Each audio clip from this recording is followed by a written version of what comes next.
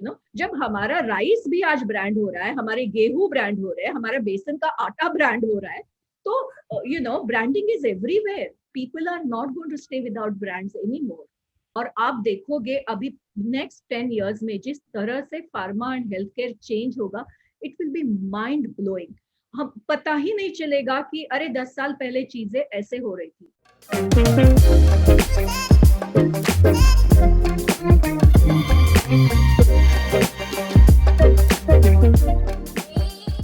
Hello everyone, welcome in the 5th episode of the Med Talk powered by Game of Pharma. Today we have with us Gauri Chaudhary ma'am. Ma'am has unique experience in advertising, branding and the marketing of healthcare brands, health tech brands, OTC brands and also for the hospital brand. Ma'am is the celebrated author of the Perfect Pill, Amazon best selling book, and ma'am is the co-founder of the brand Inner World. Welcome on the show ma'am. Thank you, Lokesh, and it's my pleasure to connect with your audience through the Game of Pharma. Happy to be here. Ma'am, after doing pharmacy and MBA, you came into the field of advertising, ma'am. So, ma'am, what was this inspiration behind that? Well, there was no particular inspiration. It was just an accident. Honestly speaking, I did my pharmacy and I wasn't very clear about मुझे करना क्या है. ये पता था कि क्या नहीं करना है.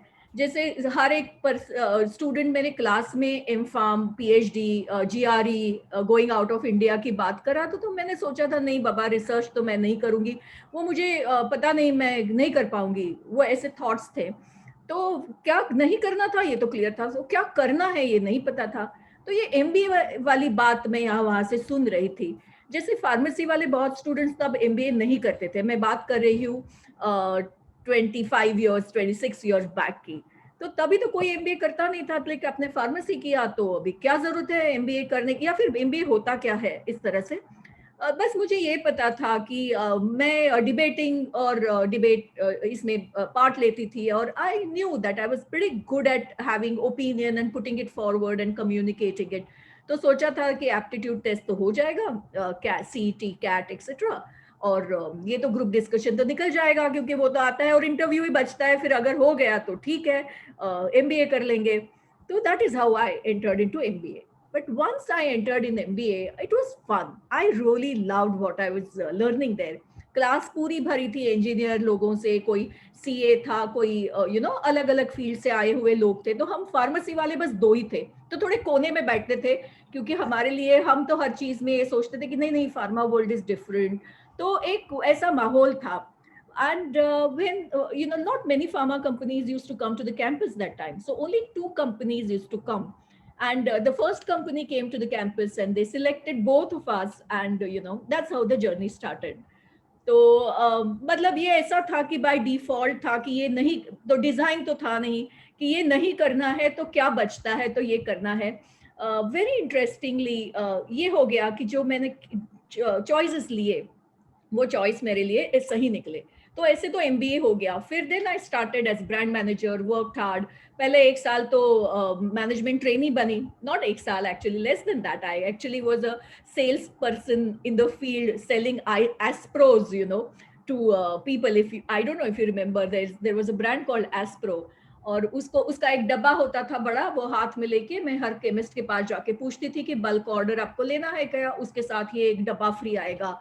तो मेरे तो पेरेंट्स सोचने लगे ये बच्ची ने किया क्या, ये ऐसे क्या है कि रास्ते में घूमते फिरते लोगों को पूछ रही है, केमिस्ट लोगों को, कि ये खरीदो के क्या.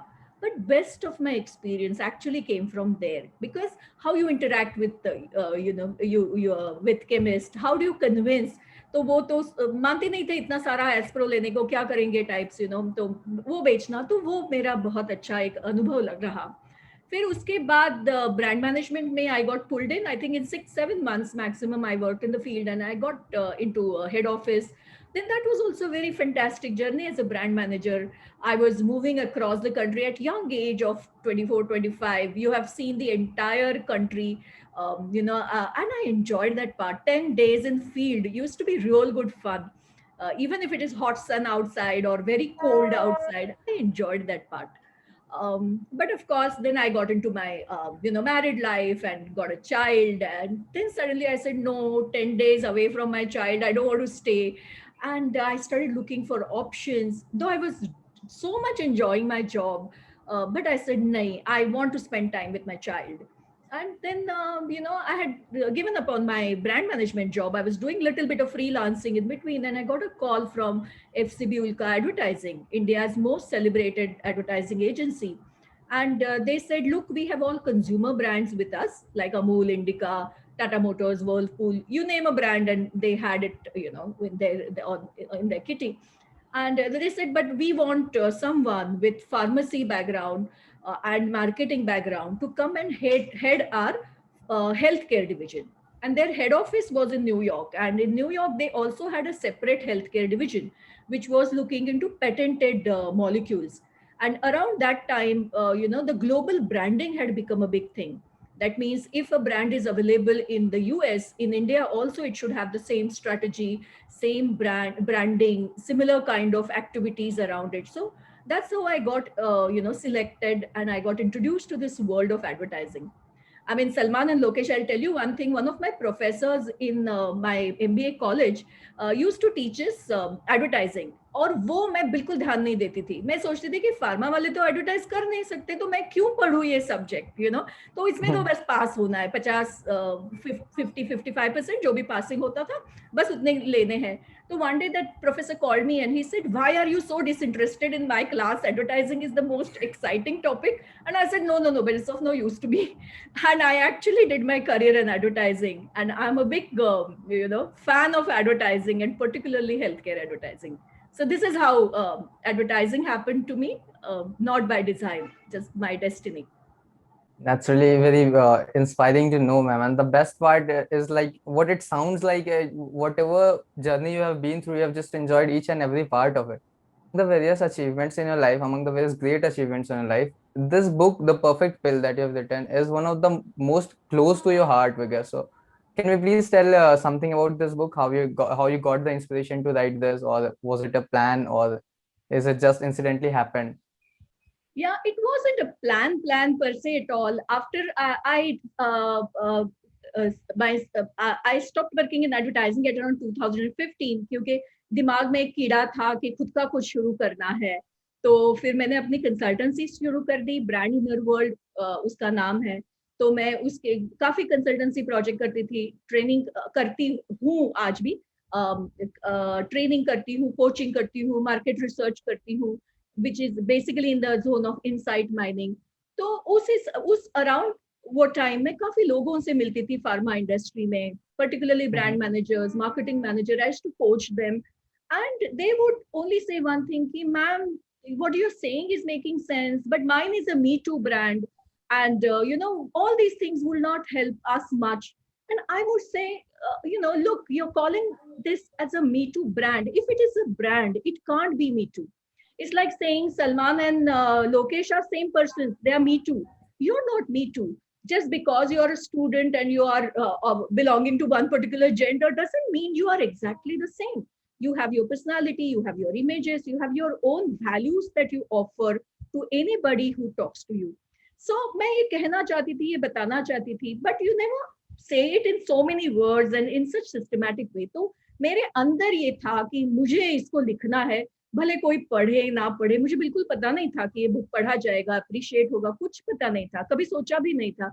एक कोने में बैठ के मैं जब लिखती थी तो I used to just write, but it was more of my expression and my belief that in healthcare and in pharma particularly, this book is more for pharma.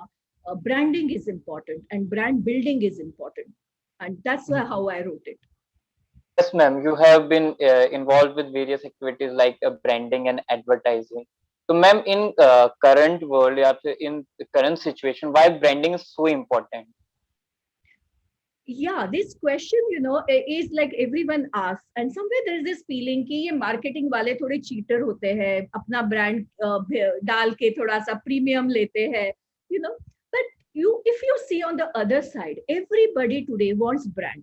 Like in my time, we didn't have so many brands around us, and we were very happy with whatever generic product which used to come home. But see today, all of you would want shoes of a particular brand, shirt of some kind, of a brand, or maybe watch of a brand. Whether you buy it or not, but you at least will be aware of 5, 6 good brands, of a Definitely. particular category. Why is it happening? Because the entire world is moving in a direction where consumer power is going up. And what is consumer saying? Consumer says that I want a brand because when I buy that particular brand, the promise it has made is intact. For example, if it's a Nike shoes you are using, you're running with Nike, you have certain expectations. But and that expectation gets fulfilled by Nike. If it doesn't, then obviously that brand will die very soon. People will not buy it because it's promising one thing and it's not delivering on that. So you continue buying it. So what you do is you reduce your risk. A consumer reduces risk when he buys a brand, because and that risk could be in terms of money. I bought it, खराब निकला तो पैसा waste हो गया. So that's the risk of money involved. Risk of time, क्योंकि मैंने लिया फिर वो खराब निकला, फिर फेंका, फिर नया लाया, तो मेरा टाइम भी बर्बाद हो गया. तो ये जो ब्रांड होता है, वो ब्रांड आपको एक प्रॉमिस करता है और वो प्रॉमिस फुलफिल करना उसकी जिम्मेदारी रहती है. And that is why the world over everybody is moving in branding direction. Everybody wants brand because they want to reduce the risk associated with something that's unbranded and not standardized. That's the reason. Now, second question, why in pharma? That question comes, why in pharma? दुनिया में तो हर जगह पे आपको generics मिलते हैं. USA में जाओ, आप जेनरिक मेडिसिन लेते हो, तो ब्रांड क्यों? बट ये बहुत इंपॉर्टेंट है समझना कि हम किसी और चीज के साथ अगर रिस्क नहीं ले सकते, तो हम हेल्थ के साथ रिस्क कैसे लें? हम जब कोई मेडिसिन लेते हैं तो वो जो ट्रस्ट है वो तो होना है. और हम बोलते हैं कि यूएस में ब्रांड नहीं है, बट ये जो जेनरिक्स आते हैं उनके पीछे भी एक कॉर्पोरेट ब्रांड रहता है, और वो कॉर्पोरेट ब्रांड भी तो ब्रांड है और उसका बिल्डिंग भी तो ब्रांड बिल्डिंग है. तो ये nature of these two industries are different. But if somebody says that कि ब्रांड्स को फेंक दो, ब्रांड्स यूजलेस है, मेडिसिन में ब्रांड नहीं होने चाहिए, तो ये होगा नहीं, क्योंकि customers, patients, consumers, everybody wants that trust that brand provides and that continuity of promise that it that it delivers. And that's why brand and branding is very important. Basically, when we buy brands, it's like we buy trust from the company, we buy a promise from the company. Yes, absolutely. और next time जाके बोल सकते हैं कि नहीं भाई, मुझे ये ब्रांड अच्छा नहीं लगा, ये नहीं चाहिए. लेकिन सोचो, आपको व्हाइट ट्यूब में कोई व्हाइट टूथपेस्ट मिल रही है, आपको पता ही नहीं कहाँ से आई वो, तो नेक्स्ट टाइम जाके क्या बोलेगे? वो लास्ट टाइम वाली नहीं चाहिए, तो पूछेगा कौन से वाली ली थी. अगर ब्रांड ही नहीं है तो क्या बताओगे? जब हमारा राइस भी आज ब्रांड हो रहा है, हमारे गेहूं ब्रांड हो रहे हैं, हमारा बेसन का आटा ब्रांड हो रहा है, तो branding is everywhere. People are not going to stay without brands anymore.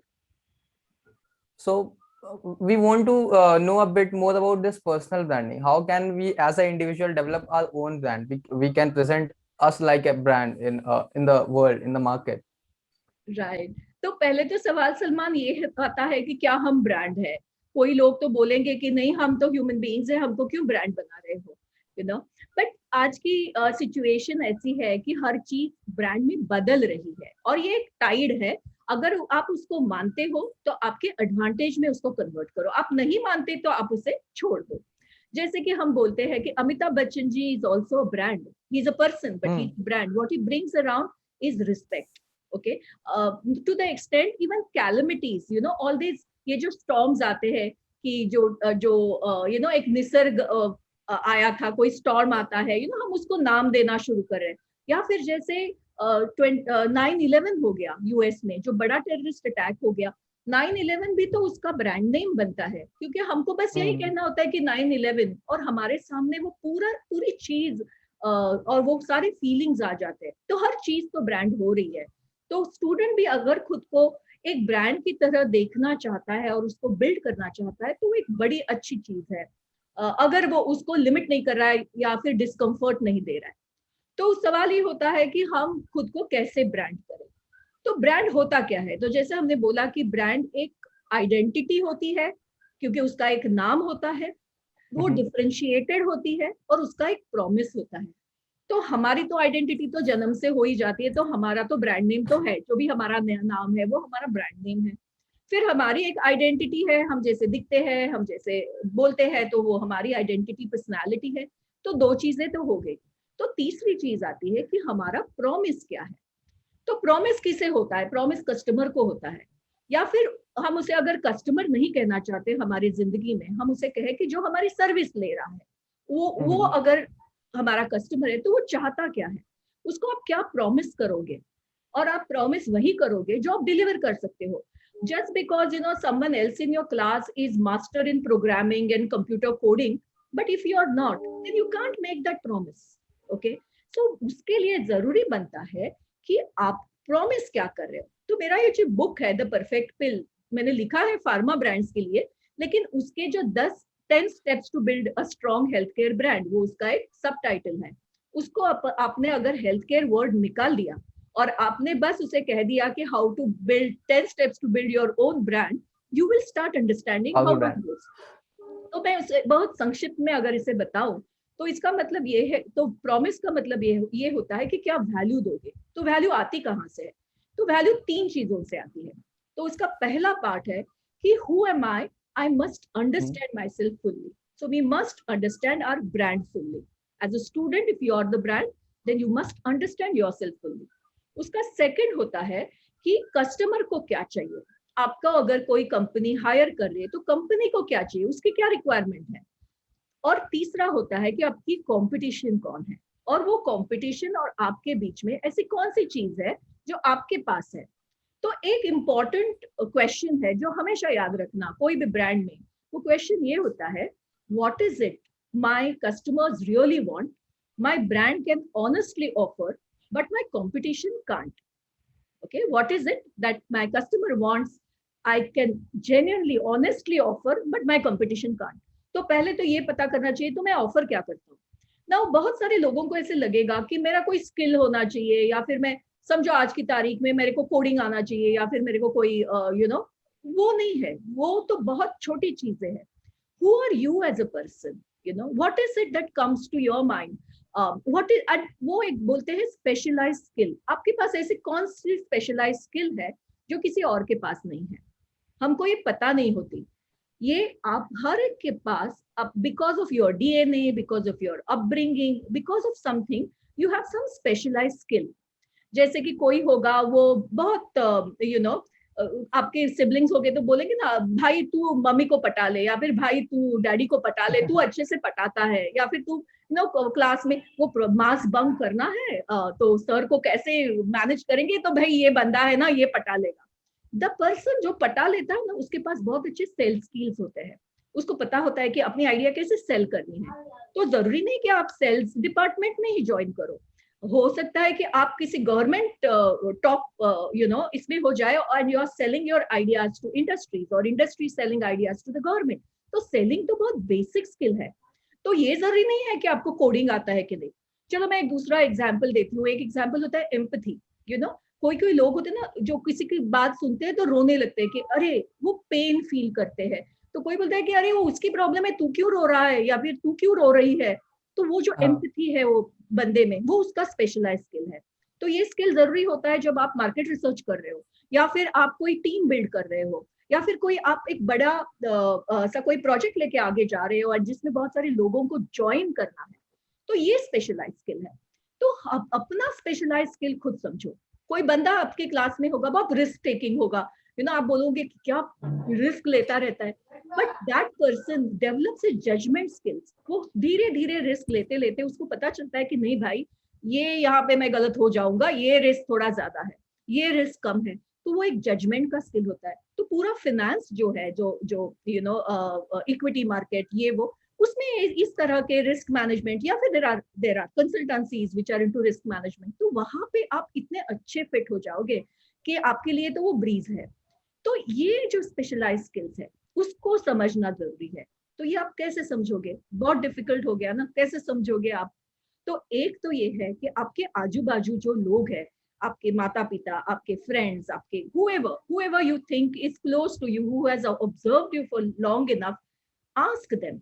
There's something called Johari window. Window actually is about, हमारे जीवन के 4 पार्ट होते हैं. There is something that we know about ourselves and the world knows about ourselves. जैसे आपका नाम लोकेश है, आपका नाम सलमान है, you know it, the world knows it. There are some things which you know but world doesn't know.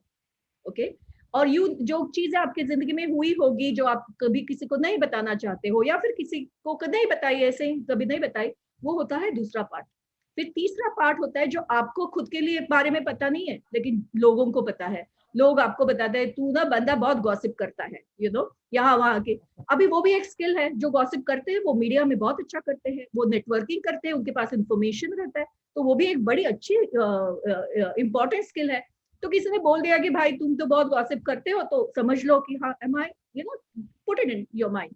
And of course there is something कि जो आपको पता नहीं, दुनिया को पता नहीं, कभी बाहर आएगा आपका वो स्किल, नोबडी नोस। तो ये है कि जब आप लोगों से बात करोगे तो what I know and what people know, ये क्वाड्रेंट बड़ा होना शुरू करता है। Read about Johari, he writes how to increase it, and the person who is aware of himself or herself is the person generally has good control over what's happening around him, and his or her choices become better. So that's one way of knowing your skill. Second way of knowing about your skill, get exposed to things, do internships, go around, talk to people, figure out what they are doing, also get exposed to more and more jobs. तो पता चलेगा मैं तुमको क्या अच्छा नहीं लग रहा है, ये भी बड़ा जरूरी होता है समझना कि मुझे क्या अच्छा नहीं लगेगा, तो एटलीस्ट मेरा सेट छोटा हो गया। ये जो एक हर्ड मेंटेलिटी बच्चों में आ जाती है, स्टूडेंट्स में आती है, I am not blaming anybody, we were also herd. It takes lot of courage to say that नहीं, 10 लोगों को करने दो जो करना है, मैं नहीं करूंगा या फिर मैं नहीं करूंगी। ये इसमें थोड़ा सा एक गट लगता है, लेकिन उसको करना जरूरी है कि पता चले हमको क्या अच्छा नहीं लगेगा शायद। क्योंकि अगर सुबह उठ के आप खुद को ये नहीं कहेंगे कि वाह आज क्या दिन है, आज मैं ये करूंगा, आज मैं वो करूंगी, अगर वो नहीं हो रहा है तो जो आपके अंदर बेस्ट है ना, वो बाहर नहीं आएगा। तो फिर उस चीज एरिया में जाओ ही क्यों। ऑफ कोर्स अगर ऑप्शन है तो, नहीं है ऑप्शन तो learn and enjoy some part of your work. But अगर आपके पास ऑप्शन है, जो हर एक के पास होता है मेरे बिलीफ में, तो ट्राई करो और देखो आपको क्या अच्छा लग रहा है, क्या अच्छा नहीं लग रहा है, और खुद के बारे में पूछो, फीडबैक लो, ऑब्जेक्टिव फीडबैक। वो भले 2 मिनट आपको खराब लगे, उसको छोड़ दो। अमिताभ बच्चन भी लाइफ में बहुत बार फेल हुए थे, तो फीडबैक तो कोई बुरी चीज नहीं है, आपको उसको ऑब्जेक्टिव रखना है ना। आपको ये समझना है कि ऑब्जेक्टिवली मैं इसको लूंगा, मैं इंप्रूव करना चाहता हूँ तो करूंगा, कर सकता हूँ तो करूंगा, नहीं तो I will see, I will work with my strengths and weakness. तो ये होता है हार्ड स्किल, जो स्पेशलाइज स्किल है आपका। यस मैम, आपने बहुत सही कंप्राइज किया मतलब ब्रांड को, कि मतलब जैसे ब्रांड हो, बस एक नेम से आपके दिमाग में क्लिक कर जाए कि उसके बारे में है क्या, what is the summary behind the one name. Like if अगर हम इसको कोविड से रिलेट करें तो कोविड के बहुत सारे वेरिएंट हैं और उन वेरिएंट को शायद याद रखना भी मुश्किल है, B.1.6, but we got the name like alpha, beta, gamma and like delta, so we can summarize in our mind. Absolutely. Yes ma'am. So ma'am, what are the hardware and software building in the student branding? या तो ये जो आपका specialise skill है वो हो गया आपका हार्डवेयर स्किल। तो ये और ये जो अपने बारे में ना कभी बैठ के शांति से सोचो कि मैं क्या मेरा स्किल है, और अगर आपके पास वो नहीं आया है अभी तक, कोई बात नहीं, वो आएगा। आपको एक्सपीरियंस लेते जाना है और आपके पास वो आएगा।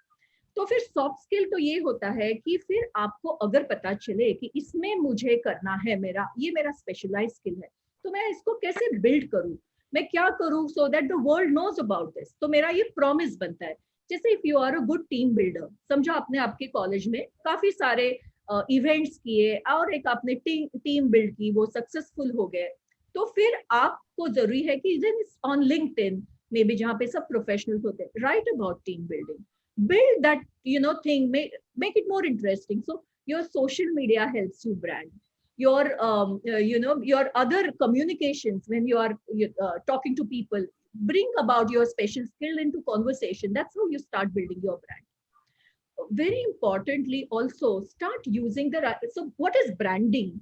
Brand is one thing and branding is another. Branding is building that brand through identifiable means, which means use a particular vocabulary. Like for example, कुछ दिन पहले हम एक ब्रांड के ऊपर काम कर रहे थे और सवाल डॉक्टर लोगों से हम कर रहे थे कि ये जो शुगर सब्स्टिट्यूट्स है, क्या ये अच्छे हैं, आर आर्टिफिशियल स्वीटनर्स गुड?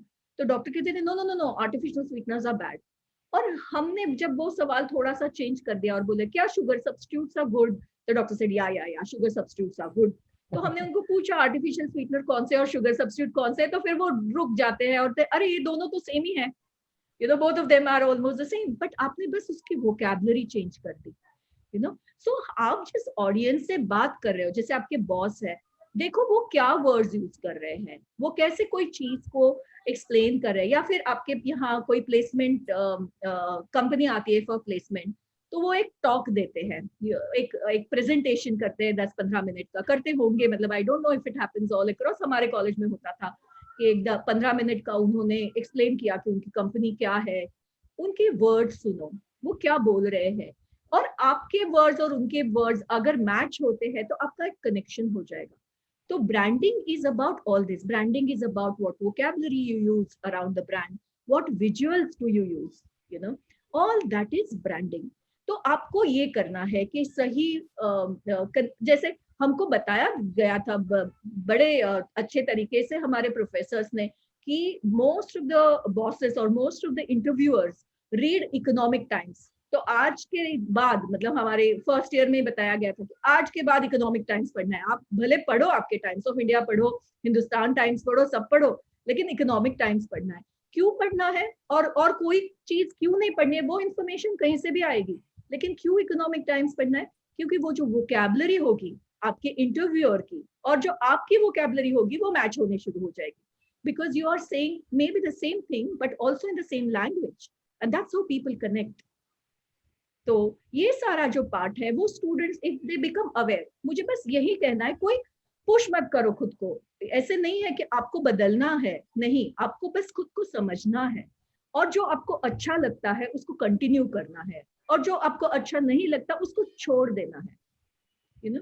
तो ये पार्ट जो है वो ब्रांडिंग का पार्ट हो जाएगा। The way you wear clothes, the way you carry yourself, if you can match it to the environment you're going to be in, good, unless you want to make a statement, okay, you want to show the world मैं अलग हूँ, तो वो भी करो, you wear clothes which others are not wearing in the organization, तो आप spot हो जाओगे, और अगर आप spot होते हो for bringing out some out of the box thinking, lateral thinking, you know, good, then wear accordingly, but use all these things to your advantage, and that is called soft brand building.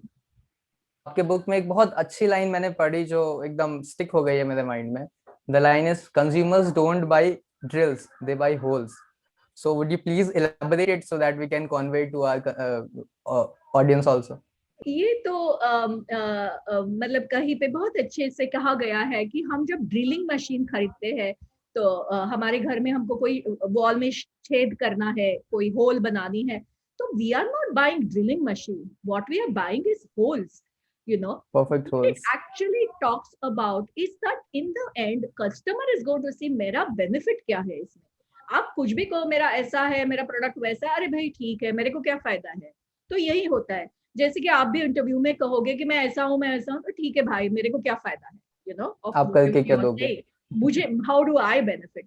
तो brands bring benefits, you know, and that's what brands are for. And brands should not bring benefits only to customers, but today we are talking about 3 bottom lines. We are talking about profit is one bottom line, but this planet is another bottom line, and the people is third bottom line.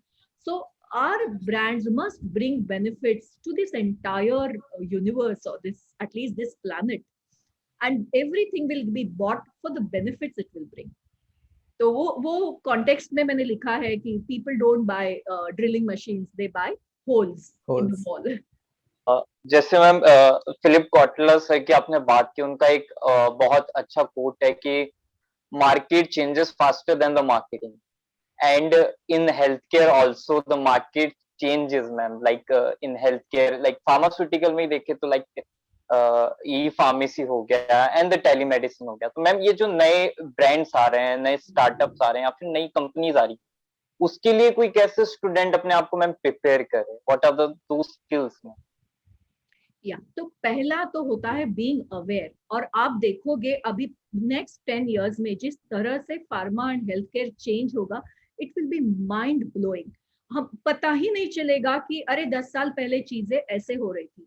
जैसे हम example दे कि Amazon care has already come, E-commerce in medicine, e-medicine, we were not using some time back like e-commerce platform, but everybody today is comfortable ordering. तो पहली तो चीज है कि क्या चेंज होने वाला है.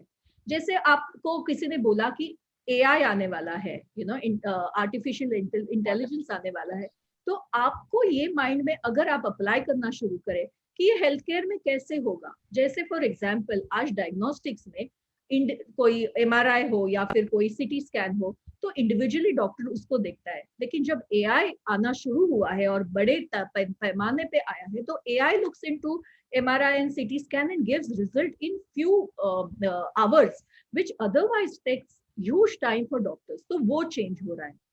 Amazon Care, अभी we all have seen that telemedicine has opened up new avenues.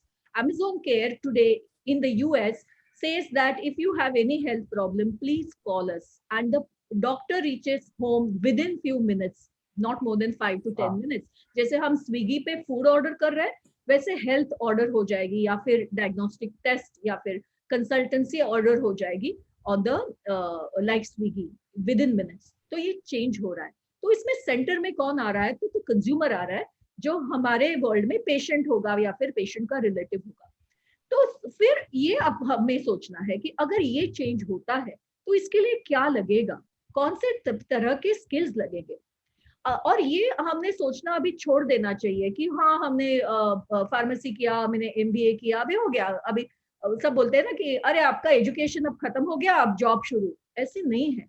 मेरे लेवल पे आज भी मैं हर शाम 1-2 घंटे का यूडेमी का कोर्स करूंगी या फिर कोर्सेरा करती हूँ या फिर कुछ मैं ये करती हूँ क्योंकि मेरे लाइफ में वो फिट होते हैं, वो टाइमिंग प्री रिकॉर्डेड होते हैं, तो मुझे बाय अपॉइंटमेंट नहीं होता. But I am learning. If we, all of us, we can't say I have stopped learning. For your generation in particular, it will be disastrous if you say that mera learning khatam ho gaya. So will it be formalized, unformalized learning, whatever it is, one has to keep learning. And another, your generation is digital native generation. You understand digital so well. The future is going to be about all this. So whichever area you get into, if you are digitally comfortable, technologically savvy, that's going to help you in a big way. But that's just, a basic thing. That's the basic thing. So if you talk about jobs, oh God, like they're going to be huge jobs. There are jobs. If you're good in writing and if your specialized skill is expression and writing, get into content marketing. If you're good in math and if your specialized skill is those numbers, लोगों को numbers के लिए time लगता है, आपके लिए numbers ऐसे ऐसे चले जाते हैं, get into analytics, get into big data. So depending on what gives you joy, what you're good at, जिसके लिए दूसरे लोग struggle करते हैं लेकिन आपके लिए वो breeze है, ऐसे आपके special skills देखो and start thinking for a while कि क्या क्या change होगा. तो any day you read one news, say in any newspaper कि healthcare और pharma में या फिर दुनिया में ये change हो रहा है, तो ये सोचो कि इसका impact pharma पे कैसा हो सकता है. And also there's not going to be anything called pharma. I mean, a lot of people will not like my saying this, but these silos are just not anymore. Like it's not pharma silo. There are digital therapeutics. Today, people are saying that reversal of diabetes is absolutely possible without taking a single tablet. How is it possible? It's possible by digital therapeutics, which means, there are apps in the market which will tell you what to eat, how much to eat. Apple Watch will tell you, get up now, start working, jogging for a minute or start walking for a minute. And you can actually manage your diabetes this way without taking any tablet. So healthcare is becoming a good mix of pharmacological and non-pharmacological interventions. And therefore and your future employer might be an electronic company which is interested in healthcare. So it's not necessarily, a very fixed and rigid format. We have to give up this one thought that, everything is rigid. No, everything is going to open up. Like the ma'am Darwin said that evolution is the key to survival. So we should keep learning, accepting the things and evolve accordingly. And that's like something that we are talking about really, but it really takes a lot of guts. That it's not easy for many, because of many factors. It's not easy for everyone to flip their career like you did. No, that factor and your environment should also be such that you can take a risk and it wouldn't matter much, even if you go wrong honestly speaking, it's not as easy. It could be for everybody. But having said that you all are students, आपके लिए तो बस chance ही chance है. आप internship करो, हाँ. एक advertising में करो, एक कंसल्टेंसी में करो, यू नो एक मार्केटिंग डिपार्टमेंट में करो, एक डिजिटल एजेंसी में करो. देखो आपको क्या अच्छा लग रहा है. आप तो कोई रिस्क नहीं ले रहे हो, आप तो सब देख रहे हो. And what I really appreciate about your generation is so much there, you're so sincere. आप एक्सपीरियंस लेना चाहते हो. कोई जरूरत नहीं है कि आपको इमीडिएटली अच्छा ही जॉब में, मतलब एक साल आपने ट्राई किया, फिर you went back to education again. So you have time on your hand and you don't technically have so many responsibilities. I mean, I'm making a very general statement, but okay, risk लेना चाहते हो तो बहुत सारे लोग ले पाएंगे शायद, और नहीं भी ले पाएंगे, कोई बात नहीं. आप अगर मार्केटिंग डिपार्टमेंट में काम कर रहे हो और आपका कहीं पे लगाव थोड़ा नंबर्स के साथ, फाइनेंस के साथ है, तो make your friends in finance department, go there, lunch time के उनके साथ बैठो, पूछो क्या हुआ उनके लाइफ में, क्या क्या होता है फाइनेंस डिपार्टमेंट में. या फिर आपको कोई कंटेंट राइटिंग में इंटरेस्ट है, आप बहुत अच्छा लिखते थे, आपको एक्चुअली आर्ट्स ही करना था, आपको इंग्लिश में ही पीएचडी कर देनी थी, बट चलो आपने फार्मा कर दिया, तो जाओ sit with your agency people, advertising agency people who will come to you, check with them कि कैसे कंटेंट बनता है, क्या करते हो. We are moving into giga economy. Giga economy is actually open economy. People will work for 6 months and they'll enjoy life for next 6 months. Nobody is going to be bound by very typical jobs people are into. So world is changing, you know, and therefore it will be more important for you to understand what is it really excites you. Like हमारे, I have seen a generation which said that एक job ले लो और वहां से retire हो जाओ, change मत करो, गलत हो जाएगा, रिस्क है, you know. Then came our generation, and our generation say, oh, doesn't matter, one company to another company. I तो of course changed a bit of industry also, but you know my was still, you know, ये एक company से दूसरा, लेकिन industry के बाहर. Today people are moving across industries, they are moving across functions, and they are talking about retiring at the age of 45, 40, you know. So world is changing. How are they being able to do it? They're being able to do it because they have very clear goals, what they want from life, and how they want to move in that direction. अब हर एक जन कर पाएगा, कोई नहीं कर पाएगा, कोई बात नहीं, but being aware is important. And ma'am इसमें कहीं ना कहीं जो रोल है वो अब जो एजुकेशन सिस्टम बन रहा है उसका भी है. जैसे पहले क्या था कि 4 ईयर का बीटेक करके then we go into a technical firm, we will do the coding, and now we are doing a course in Udemy about the advertising, and then we go for the internship in advertising. या फिर जैसे podcasting हो गई, I know about podcasting, मैंने start किया, या फिर किसी ने पॉडकास्ट सुना एंड उसके दिमाग में आया कि that advertising is a career scope, like after pharma it is a career scope, then it will also change. Absolutely, very true.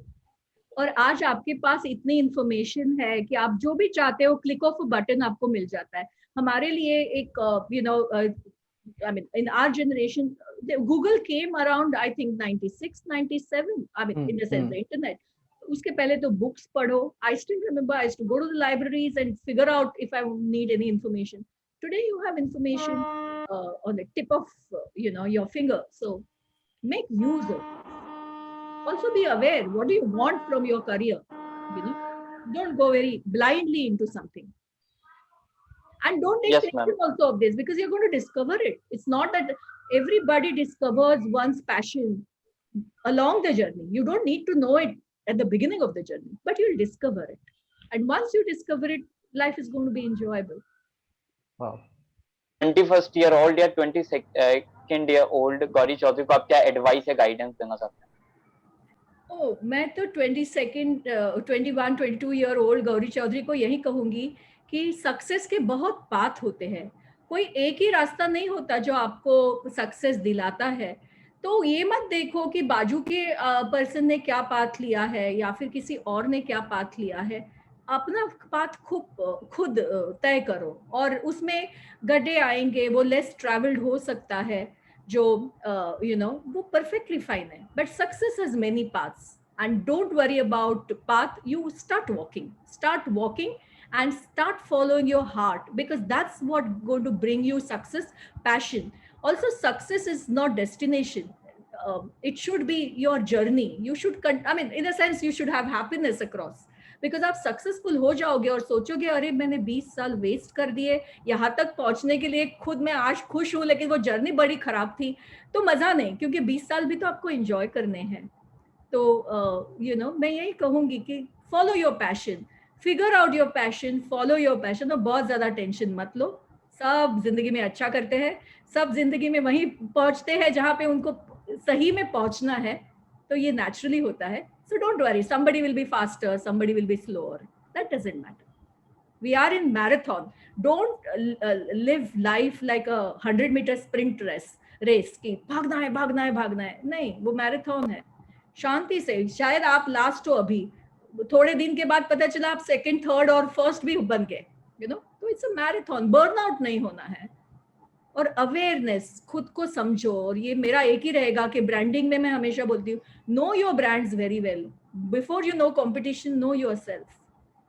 तो वही कहूंगी मैं. Thank you so much, ma'am. That was Thank a you very, so very much, good ma'am. session. Thank you so much. I hope your audience enjoys this podcast. And anytime, any question, students are welcome to always connect with me. Thank you so much. Okay.